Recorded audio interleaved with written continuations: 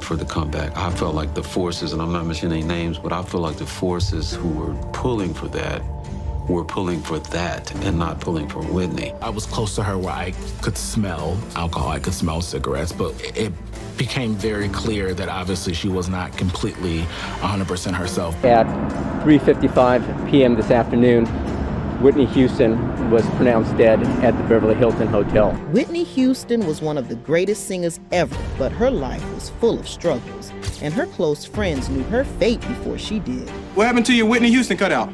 She fell apart in the shower. She was being pulled. Yeah. In a way that They knew her problems with drugs, domestic abuse, and bad relationships could lead to a tragic end. Sadly, their fears came true. Let's take a look at what her friends saw coming. Whitney Houston was one of the most talented singers of all time. She had a voice that touched millions of people. But behind the fame and success, she struggled with personal problems. In 2002, when she was 38 years old, she gave an interview to a British music magazine. When asked about her health and drug use, she made a strange comment. She joked, "I'm 38 now, I'll be happy if I make it to 48. At the time, no one thought much of it. But 10 years later, in 2012, she died at the age of 48. Looking back, it seemed like Whitney had predicted her own death. In the days before she died, Whitney seemed to have a strong feeling that her time was coming. She became very spiritual, talking a lot about Jesus and the afterlife. Her friends said she often quoted the Bible and had deep conversations about faith. She told them she really wanted to see Jesus. She also sang the song, "Jesus Loves Me," at a party, which would be her last public performance. After singing, she told a friend, "I'm gonna go see Jesus. I want to see Jesus." These words now seem haunting, as if she knew she did not have much time left. Jesus, Lord, heal all mine.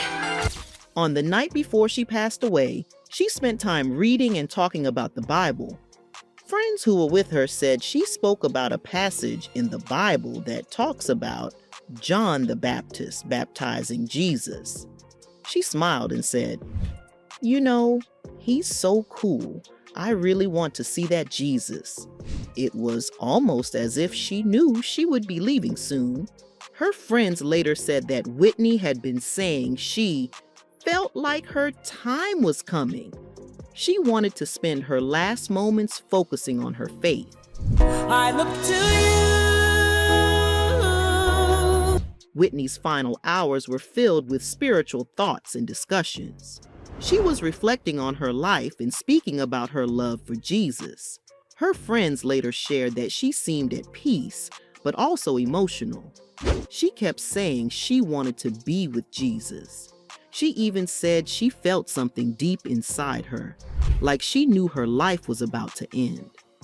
Sadly, just hours later, Whitney Houston was found dead in her hotel room. A member of Houston's entourage located her body inside this hotel. So far, police and the coroner are refusing to offer details about what may have caused her tragic death. After her death, people started to remember all the things she had said. Many were shocked that she had spoken so much about dying and meeting Jesus in her final days. Some wondered if she had a premonition, a strong feeling about what was going to happen. Others believed that her struggles with addiction and health made her aware that she might not live much longer. Whatever the reason, it was clear that Whitney was thinking deeply about life, death, and faith before she passed away. At 3:55 p.m. this afternoon, Whitney Houston was pronounced dead at the Beverly Hilton Hotel. Whitney Houston's life was full of highs and lows, and she also had a difficult personal life. Her battle with drugs and the pressures of fame weighed heavily on her. In a 2013 interview with Oprah Winfrey, her brother Michael Houston admitted that he was the one who first introduced her to drugs. He explained that when they were young, they were very close. I feel responsible for her, always have, you know, always. And I just felt like I should have took better care of her. They played together, spent a lot of time together, and even learned new things from each other.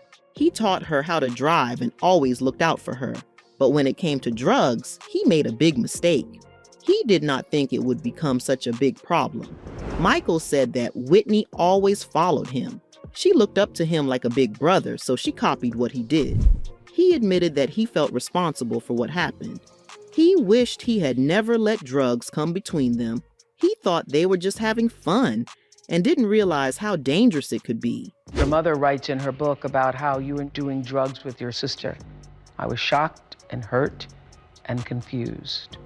I didn't understand it then, and I still don't. He also said that in the entertainment world, drugs were everywhere.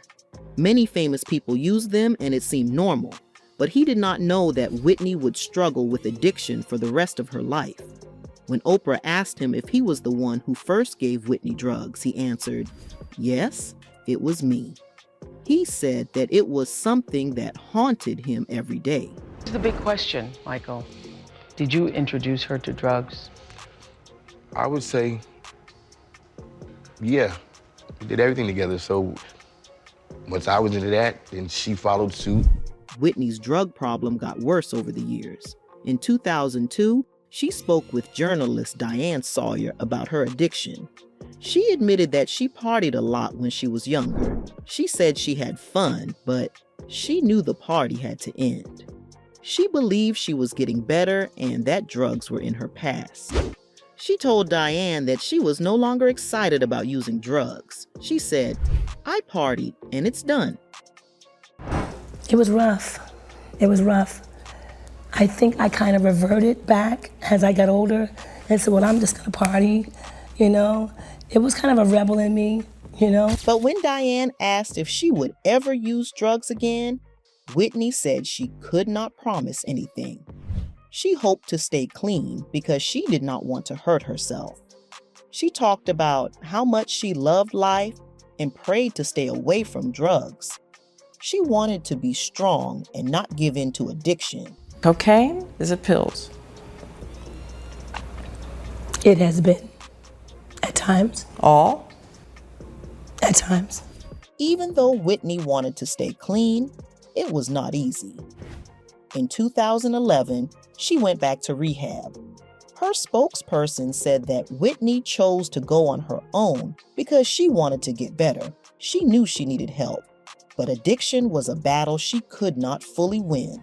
She kept trying, but it remained a big challenge for her. If you had to name the devil for you, the biggest devil among them? That would be me. Talking about friends, Whitney and Robyn Crawford were more than just friends. They had a deep and special bond that lasted for many years. Robyn wanted the world to know the real Whitney, not just the famous singer that everyone saw on stage. In 2019, she wrote a book called A Song for You, My Life with Whitney Houston, where she shared their story. She spoke about their love, their struggles, and the choices they had to make. So you met Whitney when you were teens. How old were you girls? I had just turned 19, and she was soon to be 17 that summer. Whitney and Robyn met in 1980 at a summer camp. They were young, full of dreams, and found comfort in each other. From the moment they met, they felt a strong connection. They laughed together, supported each other, and became inseparable. Robyn once said, "We wanted to be together, just us." Their love was real and pure. They were happy, but things changed when Whitney's career took off. She got a big music contract, and suddenly she had to think about what people would say. The world was not as accepting back then, and she feared how people would react if they knew about her and Robyn. Whitney made a painful decision. She told Robyn that they could no longer be together in a romantic way. She believed that if people found out, it could hurt her career. She was already under pressure to be a perfect star, and she didn't want anything to get in the way of her success. To show how serious she was, she gave Robyn a Bible and said their romantic relationship had to end. When she said that she did not feel we should be physical any longer because it would only make our path more difficult. That if folks found out about it, that they would use it against us. Robyn was heartbroken, but she understood. Not everyone approved of Whitney's close bond with Robyn. Her family, especially her father, John Houston, did not like it. Whitney's former bodyguard, Kevin Ammons, once said that John Houston even tried to scare Robyn away. He claimed that John offered him money to put fear into Robyn so she would stay away from Whitney. I remember her telling her father that it was important for me to be with her now, so when she got where she was going, she knew that I was there for her. Kevin refused to do it, but it showed how much Whitney's father disapproved. Her mother, Sissy Houston, also did not accept their relationship. In an interview with Oprah Winfrey, she said she would not have been happy if Whitney had been with a woman. She also admitted that she did not like Robyn very much, though she later softened her words, saying, "Robyn turned out to be all right." As time went on, things became harder for Robyn. Whitney's world was full of people who did not support their friendship. It was the 80s, and that's how it was. You were either this or that. Women were treated, you couldn't see two of your favorite female artists on the same ticket. That was like a far-fetched dream. There were pressures from the music industry, from Whitney's family, and from society. In 1999, Robyn decided to leave. She could no longer stay in a place where she felt unwelcome. This was a difficult moment for Whitney. Many believe that Robyn's departure was the beginning of Whitney's downfall. She lost the one person who had always been there for her. Bobby Brown, Whitney's ex-husband, once said that if Robyn had been accepted into Whitney's life, things might have turned out differently. He believed that Whitney would still be alive if she had been able to keep Robyn close.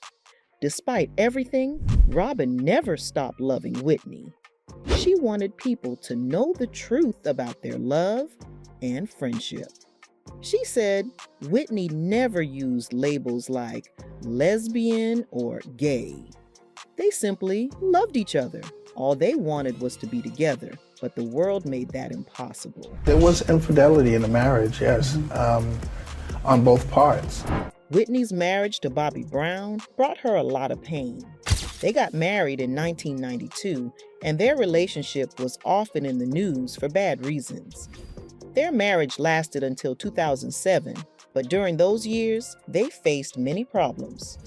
There were rumors of cheating, drug use, and domestic violence. Their marriage was not just difficult for them, but it also affected their daughter, Bobby Christina. I didn't get into really heavy drugs until I met Whitney, but it destroys people. A family member once shared a sad story about Bobby Christina. Even though she was just a little girl, she had to take care of her mother. One night, Whitney was not feeling well, and Bobby Christina helped her go to bed. When a family member went upstairs to check on them, the room was in a mess. This showed how bad things had become in their home. Whitney's drug problem got worse after Bobby Christina was born.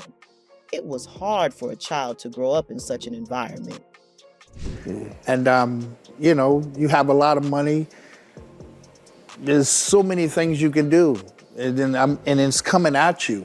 Being in the business that we're in, it just comes at you. Bobby Brown later admitted that he tried to protect Bobby Christina from Whitney's drug use. He said that sometimes he would keep Whitney in her room so she wouldn't be around their daughter, but it was not easy to control Whitney. Bobby said, "Nobody could police Whitney. She did what she wanted.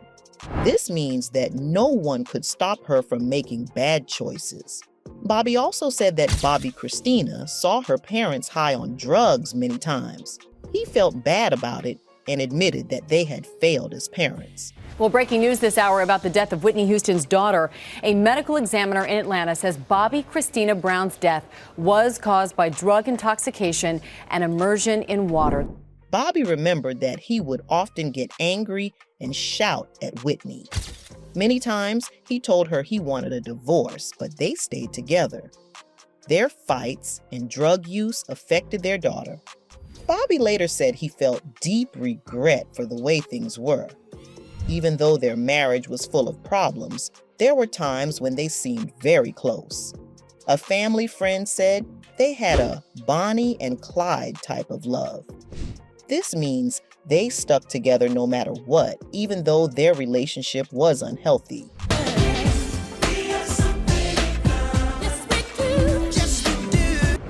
Bobby Brown also wrote about Whitney in his book. He talked about how she was a very passionate person. He said they had strong chemistry and couldn't stay away from each other. They often showed their love in public, and many people could see how much they cared for each other. However, love was not enough to fix the problems in their marriage. Their issues kept getting worse over time. Whitney was also a victim of domestic violence. In 2003, Bobby Brown was arrested for hitting her. However, in an interview in 1999, Whitney said, "I do the hitting." This confused many people. Was she also violent toward Bobby? Or was she just trying to cover for him? No one knew what really happened behind closed doors. Now, can I ask you something? Yeah, please do. I'm gonna step out because my wife speaks different. I think it's very special, and I thought this would be a very special night for my husband. Bobby later admitted that he had hit Whitney once. He said it happened when she tried to stop him from fighting with someone. Instead of calming down, he turned around and hit her in the face. Right after it happened, he felt shocked and guilty. He knew he had made a terrible mistake. He said he wished he could take that moment back, but once it happened, he could never erase it. He admitted that no matter how angry he was, it was wrong to hurt Whitney. That moment changed him forever, but it could not undo the damage. Bobby also made some surprising claims in his book. He said that Whitney once pretended to have a miscarriage. According to him, she told him she had lost a baby, but when he came home, she didn't seem sad. He became suspicious because just a few days later, she was back at work like nothing had happened. He believed that her pregnancy and miscarriage story was made up by her team. He thought they wanted to use it as an excuse for why she married him. When he asked her about it, Whitney insisted that it was true. But Bobby said he never believed her. This added more confusion and distrust to their marriage. There was infidelity in the marriage, yes, on both parts. Bobby also accused Whitney of cheating on him. He said that she had affairs with several men in the music industry.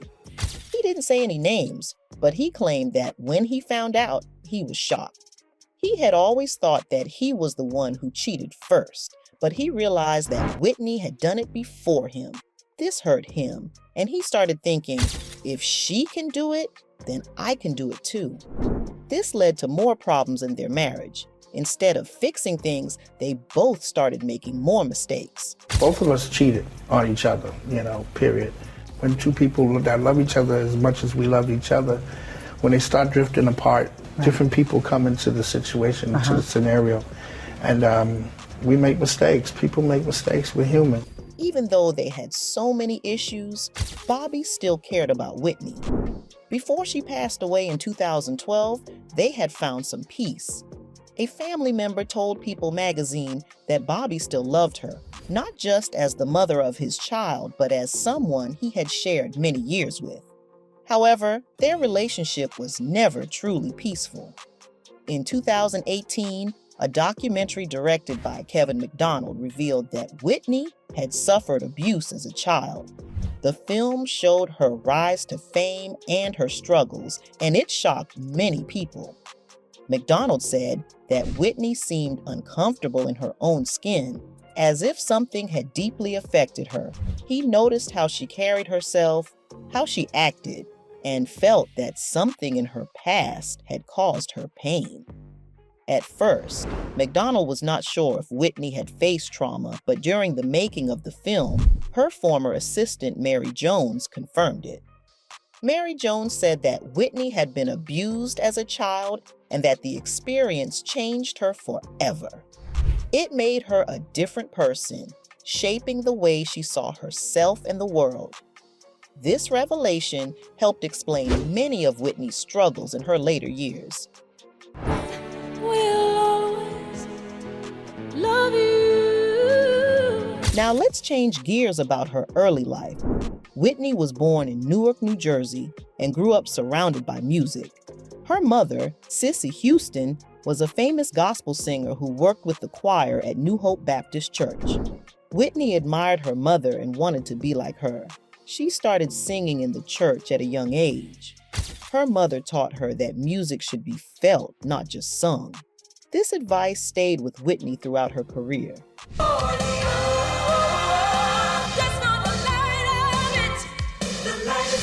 Whitney wasn't the only singer in her family.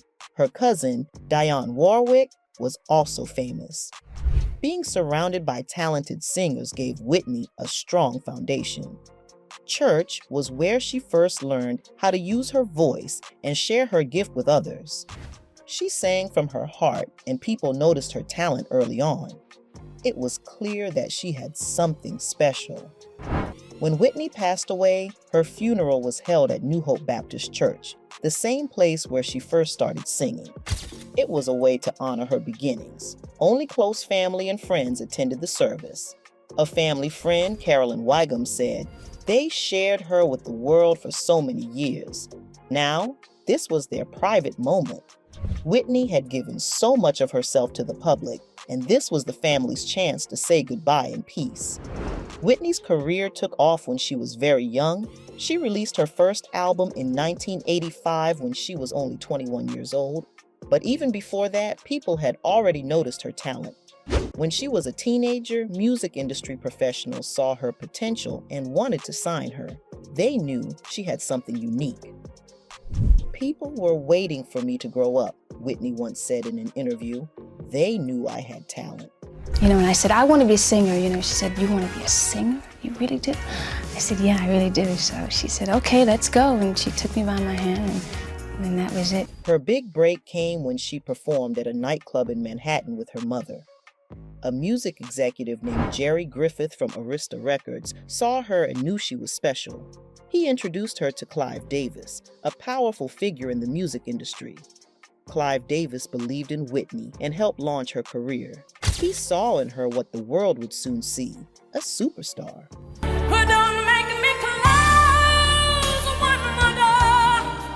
Before her music career took off, Whitney also worked as a model.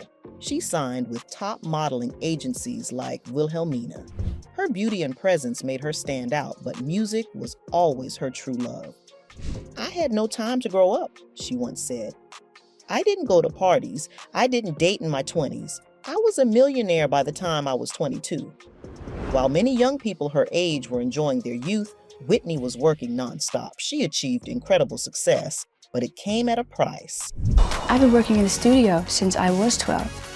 My mom took me in the studio, and I've been working professionally since I was 12 years old. As Whitney became more famous, many people tried to control her career. Some of them were people she trusted the most. Her best friend, Robyn Crawford, her father, John Houston, and her ex-husband, Bobby Brown, all had strong influences on her life. In the 1990s, things started getting complicated. Robyn and Bobby did not get along. Robyn did not trust Bobby and asked Whitney to choose between them. Whitney chose Bobby. Many believe that both Bobby and her father were not truly looking out for her best interests.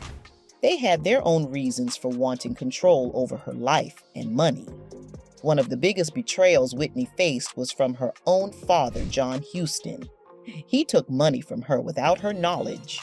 Whitney was already helping her family financially, so this was a huge shock. She trusted her father, and his actions hurt her deeply.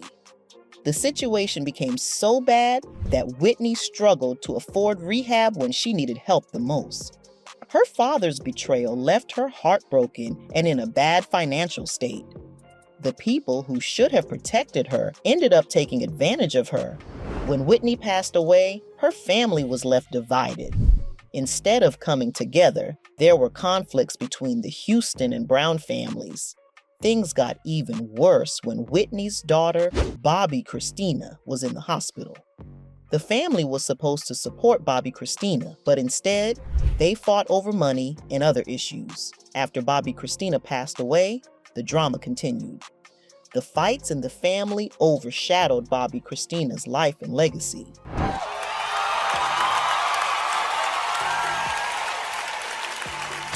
Whitney Houston was one of the greatest singers of all time. She had a voice that amazed people all over the world.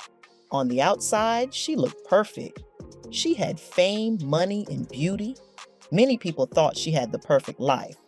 But those who knew her well said there were two sides to Whitney. One side was the superstar that everyone saw on TV and at concerts.